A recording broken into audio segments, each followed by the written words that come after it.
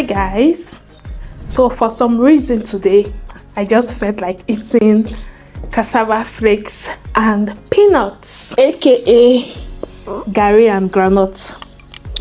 You know, for somebody that has always claimed to manage money, save money, do things right when it comes to money, I've actually made some really foolish decisions when it comes to money in the past 5 years, and in this video I'm going to be letting you guys know all about it. But first, let me finish my lunch before it soaks water, and you guys know it doesn't taste well when it has soaked water. So I'll be right back, don't go anywhere.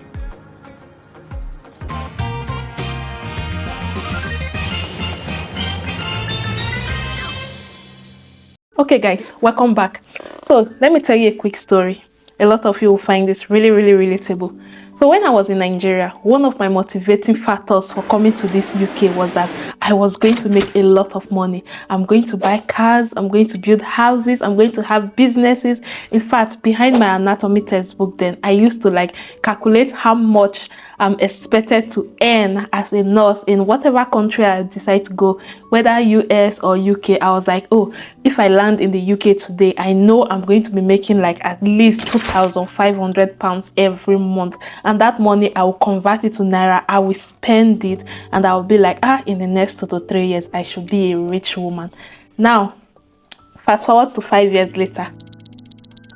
5 years later, I still cannot consider myself rich. I'm comfortable, but not rich. So I'm here to let you guys know where I went wrong, and so that you guys that are just coming in, you are still new in the UK, or you've been here for 3-4 years, maybe almost 5 years, you can take some notes. It's never too late to start, okay? It's never too late to go back on the right track. So this gari that I soak here, my stomach is full now. That's why I'm blabbing anyhow.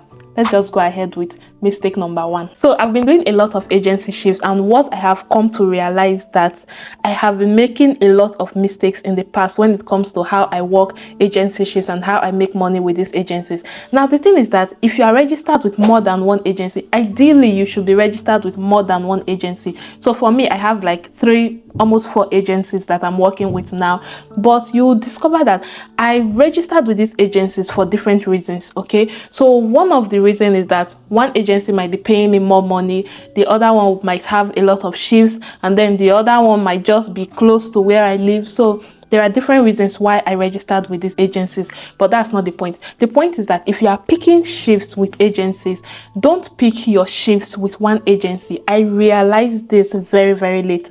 It took a lot of time, a lot of thinking and strategizing to actually realize that I have been doing it wrong all this while. So let's say for now I work 3 to 4 nights a week as an agency worker. Before, in the past, I would do these 3-4 shifts with one agency. Then you discover that if, for example, you are making £250 per shift, by the time you do 4 shifts, you should be making £1,000, right? Instead, if you do those 4 shifts with one agency, you'll find out that you are actually earning less than that. So you could end up earning £800 or £900 for those 4 shifts, and you'll be like, this was not how I calculated it. This was not how it used to be. Well, that is because you are doing all your shifts with one agency. So what I'm going to advise you to do is that instead of doing your 4 shifts or 3 shifts with one agency, split them into 2.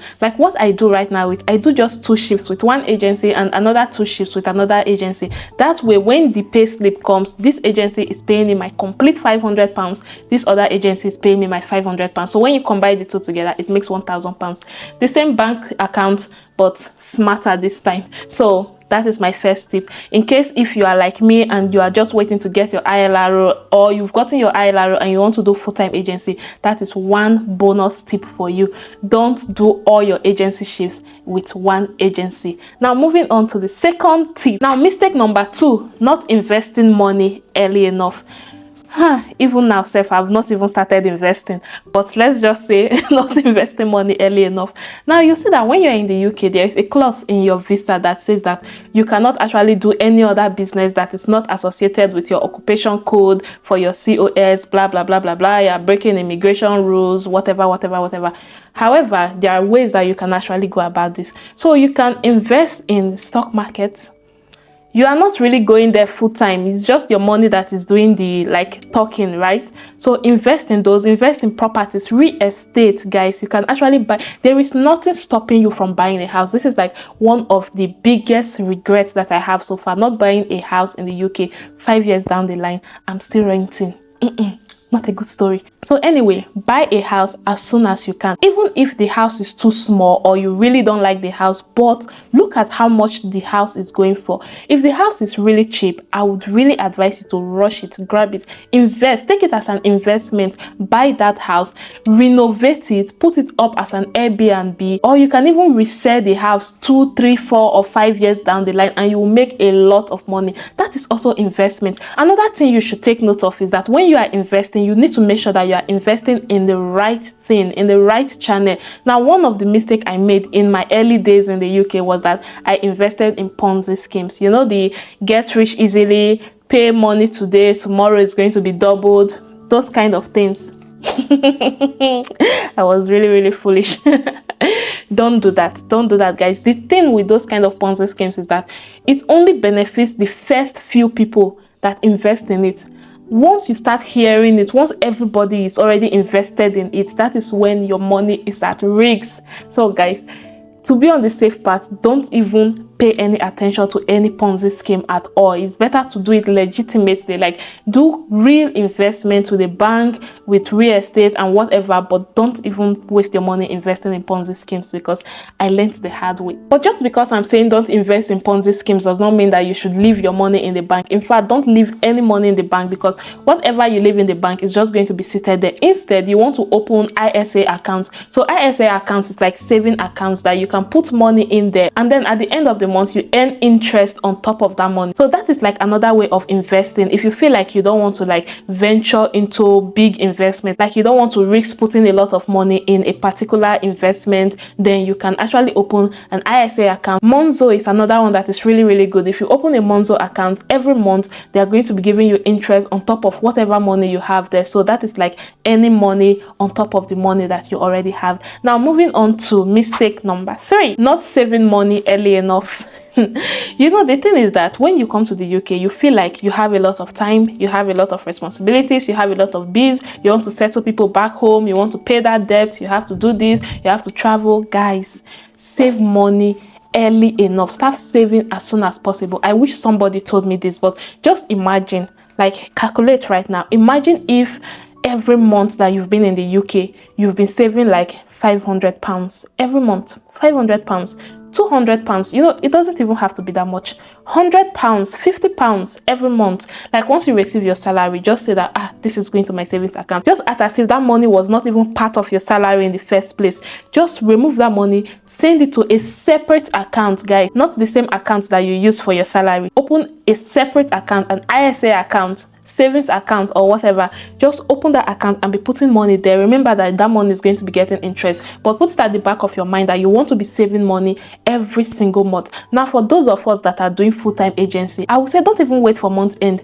Save money every week. As soon as you get your alert that you've been paid for that previous week, remove like £100. I mean, guys, you know, agency workers, you make a lot of money. Removing £100 a week from that pay is not going to change anything. Remove £100, put it into that account. If you're removing £100 from your pay every week, that is like £400 a month. In 1 year, that is going to be like a lot of money. So you guys know, 5 years down the line, when it's time for you to apply for your ILRO, or it's time for you to do anything, maybe travel or do whatever you want to do, you have that money saved up and you won't have to go and be looking for somebody to borrow you money to pay for your ILRO application. So moving on to mistake number 4 is buying things that I really didn't need just because they were on sale. If you have never done that, raise your hand. I'm watching you. You want to lie, Abby? You want to lie? You guys know that when they are on sale, when there is that 50% off, you could even go to the Tower Center, you could go to the city center, and you had no plans to shop.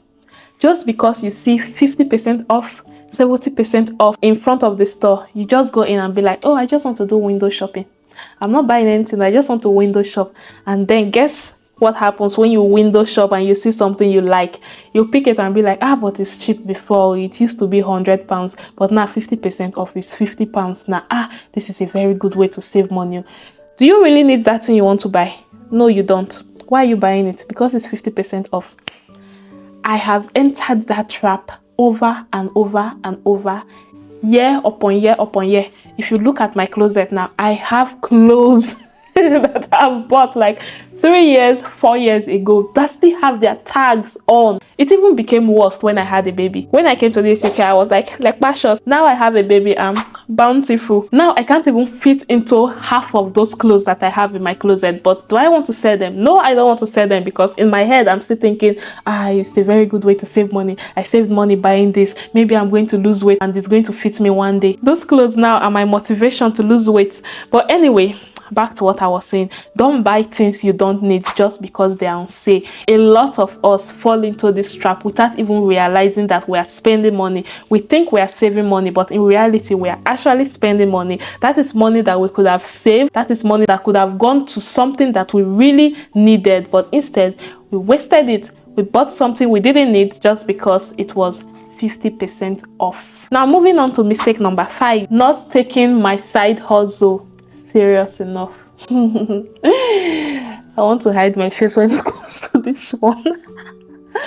My side hustle is YouTube. If you are watching this video and you are not subscribed to my channel yet, please hit the subscribe button below. But my side hustle is YouTube anyway. So not taking my side hustle serious enough. In the beginning, actually still now, I'm still very inconsistent, but I'm trying. Post one video here today, post another video in 2 months time, post another video in 5 months time, post a video 1 year later.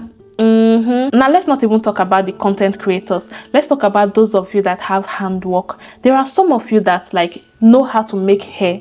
You know how to sew in Nigeria before you came over to the UK. What are you doing with those skills? This is another regret I have, not learning enough skills in Nigeria before leaving Nigeria, because now when you want to learn those things, you are going to pay with your blood and your sweat to learn those skills that you could have learned on a platter of gold when you were still in Nigeria. But now, let's not even talk about that. So let's say you have those skills, you can make hair, you can sew clothes, you can, you can cook, you know how to cater, like you know how to decorate.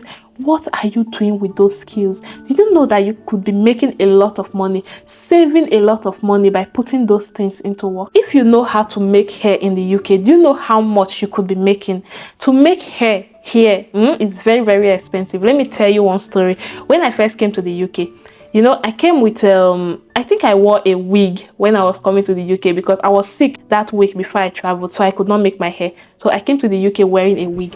And then when it got to a point that I was tired of wearing wigs, I wanted to like wash my hair, blow dry it, and then make something new. Then I loosed the braids of my hair. I was looking for someone to make my hair. So I walked into one salon in my neighborhood. Of course, it's owned by a white woman. And I was like, I want to wash my hair and just blow dry it, because I knew that they won't really have those rollers and all those things. So I just wanted to wash my hair and blow dry it. Do you know what the woman told me? She cannot do it because she's not trained to do it. She's not trained to wash African hair. She cannot handle African hair, so she cannot do it. I was like, it's just put shampoo, conditioner, wash it, blow dry it, that is all. She refused. She said she could not do it. So it took me like another 3 to 4 months to actually find African salon in Belfast. This was like how many, 5 years ago, almost 6 years ago now. I did not even know anything. Like I did not even know that I could just go online and Google African hairstylist near me. All those JJC moments. So when I discovered the African salon, oh God, they billed me for ordinary washing and setting, to the point that I was like, in this country, be like saying a wig person go the wear. I would just invest my money in wigs, buy wigs, wash my hair at home, do whatever I want to do on my own at home, wear my wig and go out, and the ministry is still going. So anyway, what's the point of this story? You could be making a lot of money with your side hustle if you just take it seriously. You don't even have to like take it to the point that you are working full-time or part-time. Just do like maybe 1 or 2 services a week and you could make a lot of money. I wish I had taken my side hustle serious enough. I would have been making cool money from this channel. Anyway, moving on. The next money mistake I made was that I was quick to believe stories from people back home in Nigeria. Now, you know, when you travel abroad, your friends, your family, your relatives, even those that didn't even know you existed when you were in Nigeria, once they hear that you are now abroad, it looks as if there's money on the road, or it looks as if the rain that is falling dollars, Abby, it's falling pounds. So the bills, the list of things that they need never end. I need this. My daughter wants to go to school. She doesn't have school fees. My son is in hospital. And then you keep wondering, when you were in Nigeria, before you traveled, how were these people paying their daughter's school fees? So you spend a lot of money, you send money home without verifying stories. Guys, I fell mugu to this one plenty times. Plenty times. In fact, I was exploited. I was taken advantage of. I cannot even say how many stories I did not verify. Because I felt like if they're actually asking, it should be something genuine, right? So when they ask me, I need so, I just send. Like, if I have the money. But the thing is that most of the time you don't even have the money, but the way they cook up this story, they make it so convincing that somebody's dying, oh, if you don't send this money, oh, somebody is going to die, oh, and then you rush the small money that you would have saved that month, you convert it and send it back home, only for you to see the same person online buying this, buying new phone, building mansion, and then you are wondering, this person in Nigeria is living a better life, oh, after you've sent all your money back to Nigeria. Now, I'm not saying that you should not help people back home. Oh. That's not what I'm saying. All I'm saying is that do it with caution. Use your spare money. Spare money is after you've removed the one that you are going to save. After watching this video, I want you guys to actually make a commitment to save a certain amount of money every month. Now, after removing that your saving money, whatever change you have left, you can now convert it and send to somebody in Nigeria that wants something. Don't start what you cannot finish. If you are going to be sending somebody's child to school with your money, make sure that you can actually see it through so that you will not become the bad person in the future. Now, guys, if you're watching this video, you've not subscribed to my channel yet. See this water, eh? Yeah? It's looking as if I want to pour it on you. What, I will not pour it on you because I know that you are going to do the right thing now. See that red subscribe button below? Click it. It doesn't end there. After clicking it, you are going to click the notification bell too, so that anytime I drop videos like this, you'll be the first person to know. And guys, if you are watching my face for the first time, hello, my name is Scholastica. I'm a Nigerian trained nurse currently living and working as a nurse in the UK, and I make travel abroad videos, how to travel abroad without spending money on travel agents. So if that is something you are interested in, then join the family by clicking the subscribe button below. And guys, see you next time. Stay fabulous. Bye. Mwah.